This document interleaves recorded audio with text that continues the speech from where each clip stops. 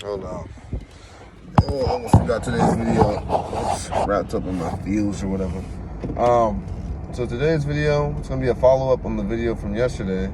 Person driving like a maniac, man. It's gonna be a follow-up on the video from yesterday, and it's going to be about people who are chronically online and more of the effects of what C-19 did to us, man. That C did us dirty, bro. Because now we're in this era of people that is like the most, like I said, chronically online people ever. And something I noted this in my first video, but oh no, that dusty ass shit. I noted this in my first video, but I don't even think like we've had the internet around long enough to see what being chronically online does. But I can just tell you straight up from this being online and seeing how people act on stuff like Twitter, YouTube, and all that stuff, that it's not good for you. It's not good for you to be on the internet 24/7, especially stuff like Twitter, Facebook, all these other these interaction platforms where you're interacting with people you will never meet in real life and you would have never met in real life, and they're saying things they would never say in real life and acting ways they would never act in real life. And it's just like depressing. It's really depressing how people are aging through the internet. That might just be me, but I do think it's depressing how the internet's shaping us as a society. In terms of like, because people, like I said, these people don't act like this in real life. People don't act weird in real life. But we are already seeing the effects of what it does to people. Like video games, people treat the internet and video games pretty much the same nowadays, where they're just stuck, glued to a screen, losing all their muscle mass, not moving their bodies, not getting active, just sitting there rotting. Just rotting, typing to people online like it matters, acting like their opinion matters. It's really, really depressing. People want to count for something. I think this is why people are so glued to the internet. They're so glued to their screens. But they want their opinions to count for something. They want the words they say to count for something. And they're having a severe lack of validation in their lives. So they go on the internet to get that validation, but internet validation is not the validation you want, bro. Because it's just a bunch of people that are like, it's just a bunch of people that are like you who are going on the internet to get validation, trying to validate you so that you can validate them later. So, and this is all, like I said, this is all a result of C-19. Because before C-19, it was never this bad. But ever since C, it's just been like a rapid decline of internet, like people that use the internet. It's just been a rapid decline of how they act and how they feel about topics, how they talk about things, how their brains work. So the internet makes people so much more dumb than people can imagine. I swear it does. Because it can be a tool to make you smarter, yes, but no one uses it to make you smarter. They use it to be dumb and to be ignorant and to pay attention to escapism and not really, get involved in the things they should be. I'm not a very avid fan of what the internet does to people. Like I said, I think it's a good thing though. I don't think the internet's bad.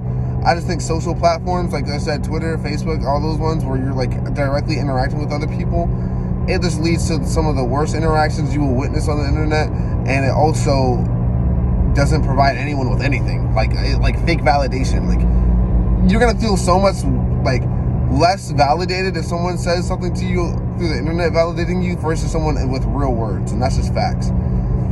But that fake internet validation is addicting to people, I think. I think that's a big part of why so many people are glued to it. People just love feeling like people are listening to them, like their words are being heard, you know what I'm saying? They love that feeling of being, like I said, just heard. It's like being heard. So it just leads to a lot more people being glued to the internet. It leads to a lot more people saying outlandish things on the internet because they think that they're always going to be supported. But like I said, these are things that these people would never say in real life. They would never act these ways in real life, ever. And then if they were to act these ways in real life, they'd get outcasted so fast.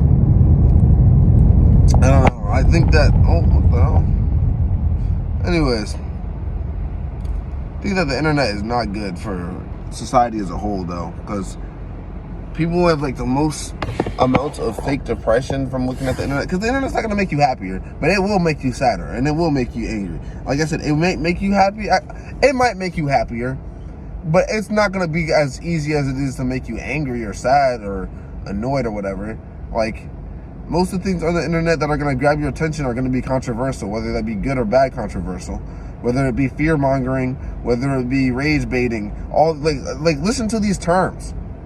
These are things that, like, well, I don't think rage baiting was before the internet. Fear mongering has always been around, but for sure, without a shadow of a doubt, the internet has amplified the amount that that fear mongering has been used, and that rage baiting is used as a thing, 100%, because people can get paid for having controversial and for having controversial opinions or things that might make you feel annoyed or confuse you or whatever. People can get paid for that now, and that's a problem. It's a problem that people can get paid to spread misinformation, and as long as it's getting interactions and stuff like that, then it can lead to them getting money out of it. So they're gonna just keep. It's just an infinite cycle of misinformation, interaction. It's just bad for everyone involved. And like I said, I just wish that we could see studies of what the internet long term does to your brain, like sitting on social media platforms and being glued to a screen for so long does. I literally got on Twitter the other day after that video I made just to see how bad it was. And I looked at this one person's account that tweeted some outlandish, crazy shit. I swear, they tweeted something racist with an anime profile. And this is a picture. This is what I'm saying. If it wasn't for the internet, people like that would just get bullied. And I'm not like a fan of bullying, but some people might just need it, bro. I don't know what to say. Like, that guy definitely needs to get bullied, bro. He's like going on the internet tweeting racist shit with an anime profile picture, bro. Like, what do you think that guy looks like in real life? What do you think he looks like? Anyways, yeah, I look at this guy's account, and he tweets 1 hour, 2 hours, 3 hours, little break, maybe like a nap or something, 5 hours. Like, he is just always, like, you're gonna see him always being on Twitter every hour of the day. And it's like, bro, grow up, man. Like, get outside, go touch grass, go just do something with your life. And it doesn't even matter what age you are anymore with this stuff, because no matter what age you are at, you should literally never ever be glued to the internet, bro, unless it's like a business or something. Is this guy gonna okay. Anyways, yeah, no matter what age you're at, and no matter where you are as a person, there's really very few excuses to be glued to the internet all day. Like, very few. So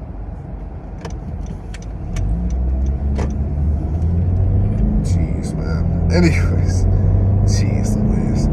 But yeah, I really can't wait till those studies start coming out and we can start really seeing what the internet does to people and how it affects their brains long term and stuff like that, and what type of, like, what things you might be worse at. Not worse at, what is the word? Things that it might make you worse in terms of, it's obviously proven that your attention span gets cooked by the internet. We all know that. That's a given. Especially things like TikTok, but all forms of the internet are going to cook your attention span, because it's all dopamine. What's the word? The internet is just meant to cook your dopamine, like to give you a bunch of dopamine and make you feel happy and accomplished for a bunch of things you do. You know what I mean? And if it wasn't for the internet, I feel like instead of you getting your dopamine from being online, you'd actually have to find real ways to get it. And I'm not gonna lie, I get jealous sometimes when I think about people that were alive before phones were as big as they were and before the internet was as deep and crazy as it was. Like, that shit kind of makes me jealous sometimes. Not all the time, but like, I don't know, I'd be thinking about it and I'm like, damn, bro, imagine like being able to find where you need to go without having to use Apple Maps. And like, imagine being able to find, like, have actual social clubs where people want to talk to each other instead of just going on the internet to find people to talk to. So without using Reddit and stuff like that, and actually having to read books and stuff like that, it really does hurt me sometimes. But you know, that's just how it goes. All right, you guys keep progressing. You guys keep doing your thing. I'm gonna call that another video. I'll see y'all soon. Peace.